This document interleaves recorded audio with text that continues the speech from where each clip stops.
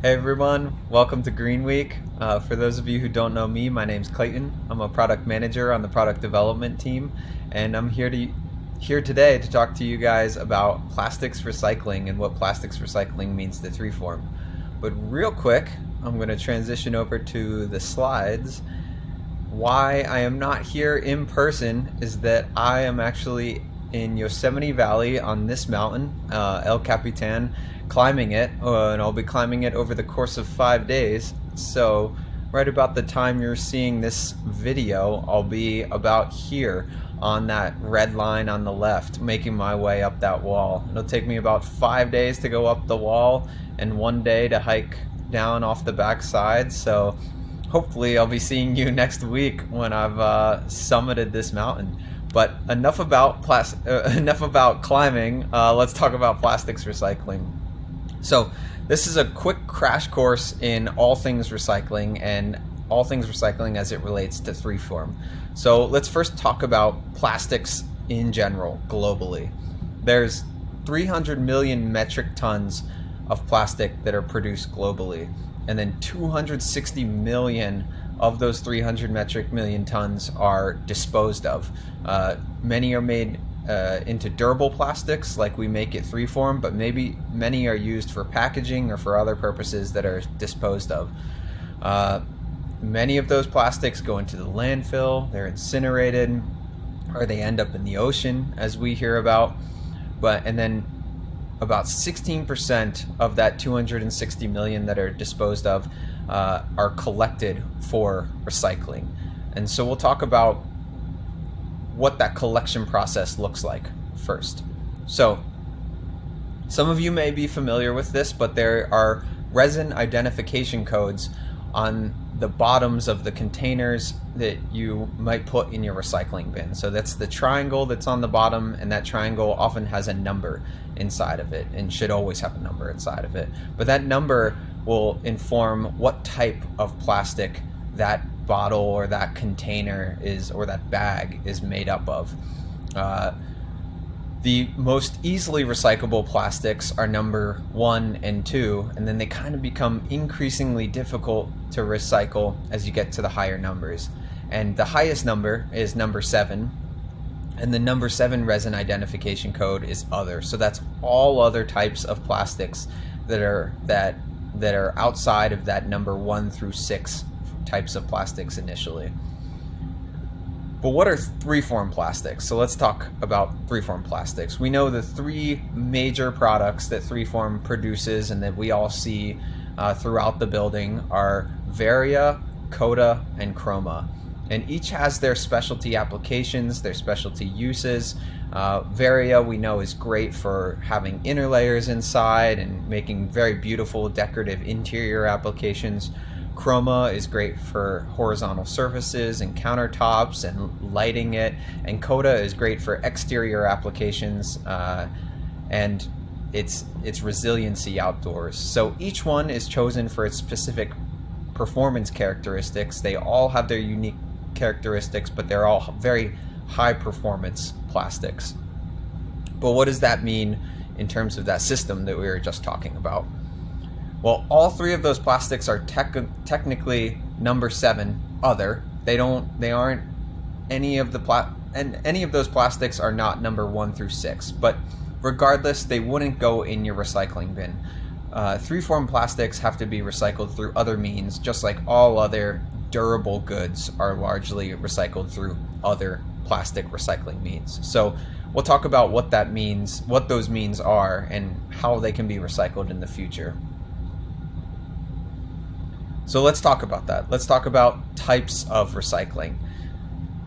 There are 2 major types of recycling that are available. There's mechanical and molecular recycling. Mechanical recycling is your first type of recycling that we're very familiar with, we've been doing for years. This is how we achieve the 40% recycled content in Varia. They use scraps from the production process at our supplier and incorporate those scraps back into the process to make our 40% recycled content. And then in molecular recycling, that is a newer form, a newer technology, a newer form of recycling that we are actively researching and developing, that is new to the world and new to 3form. And so we're using these two types of recycling to increase our recycled content in our products. So let's talk a little bit more about mechanical recycling. Even though we're familiar with it in Varia, I want to show that we're familiar with it in other products as well. So a product that's one of my favorite products, very near and dear to me, is Fleck, and many of you know Fleck. Fleck is made from scraps, various scraps that are sent away and ground up at a mechanical recycler. So the first step of the mechanical recycling process is grinding up that material. We just use the first step of that mechanical recycling process, where they grind it up and then they send that material right back to us, and then we lay it up into our sheets and compress it between our sheets to make the beautiful Fleck products that we have. Later in the mechanical recycling process, the next step after grinding it up is extruding it and remelting it back into pellets. So I'm going to hold up pellets here today in the screen there, and these are what pellets look like when they go through that extrusion process. Those might look familiar because that's what we do for coil. So that coil shade is illuminating recycled pellets that have been mechanically recycled, that's on the floor of that shot there, those green pellets. So that is the mechanical recycling process, and here's a little diagram that shows what that is. I'm gonna move my face out of the way. But the mechanical recycling process as a whole takes clean streams of material. So we sort our Varia. Many people within our factory will be sorting this material on a daily basis, but they sort our Varia and have a clean stream of material that can be chopped up and then remelted and then sent back into the production process when they chop it up and reform it into that pellet or cylindrical form that we were just talking about. Unfortunately, this can only be done so many times. You can't do it infinitely with mechanical recycling because the plastic itself breaks down and gets more and more difficult to work with. So if we recycled our plastic infinitely, or we bought mechanical recycled plastic infinitely to use in our process, eventually that material would just flow right out of our presses as soon as we heated it up. It would just become unusable. So we need to turn to another recycling technology in order to get material that is usable, and fortunately we can combine both to get there. So you might remember from before, we talked about molecular recycling. So let's talk about what that recycling is.